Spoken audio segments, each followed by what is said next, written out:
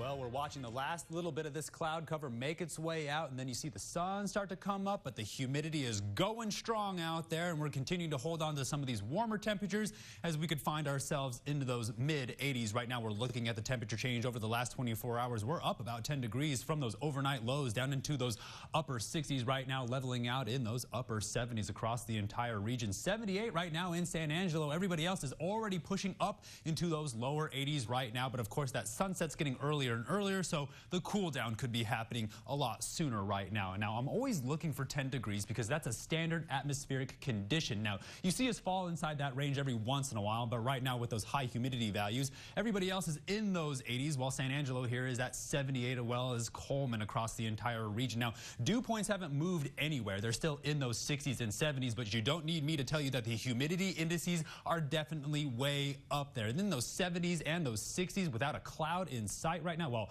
heavy cloud cover, no rain shower activity. It feels like it might as well just be an ocean out there right now. As we track some of these stronger systems making their way across the nation, we're keeping our eye on this low pressure as it times out perfectly with some of that hotter weather making its way down from the Four Corners. By next week, we're tracking another strong low pressure system over Oregon, where they're already going to see record temperatures as they start to close out this first week of September. Remember, Suicide Prevention Month is this week, so we're watching a lot of this dry air be pulled across Texas right now. While we're watching a strong circulation right now over Wyoming has moved down from Montana, and we're still keeping our eye on the circulation across East Texas, if not pushing down into the Gulf Coast region, while we finally see some of this dry air move in and give us a break from all of that rain shower activity. Now, we're looking at the moisture content move off towards the east, and it's going to push down and keep those concentrations of orange off towards the east, but it's going to clear up the Concho Valley as well, and right behind it, some calm, cool weather for the rest of the nation. Now, when we're looking at the severe weather outlook,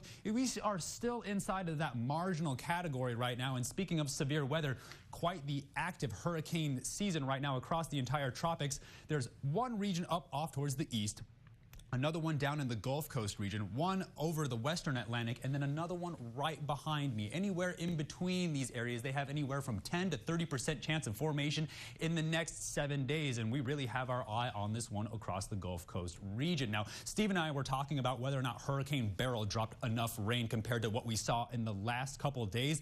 Hurricane Beryl was 5 inches short of it. Now, we're watching the cloud cover push out of the area finally, and the Futurecast is going to show you how we're going to hold on to these perfect conditions well into the weekend. Take a good look. We'll see some cloud cover tomorrow morning, then things clear up by the afternoon, and then by Friday. Right now, this is where we're looking at those kickoff conditions. Take a good look. Things are looking awfully beautiful, and then by kickoff, things are perfect. And if you're still going after the game, things are going to look great as we make our way into that Saturday. Remember, it is hunting season, and of course, they're going to be having the luminary down there at the visitor center for Shine a Light. So tonight, down into those 60s again, pretty humid. Then tomorrow, we're making a good run at those mid-80s, so the humidity is going to be out there. I'm sorry, Haley. Make sure you're drinking a lot of water as we continue to make our way through this week with those beautiful conditions, but we really have our eye on that strong low pressure system. Before things get too hot, we're going to see those overnight lows drop about 10 degrees from those upper 60s all the way down into those upper 50s. Stay tuned. One more for the break. You're watching KSAN News at 5.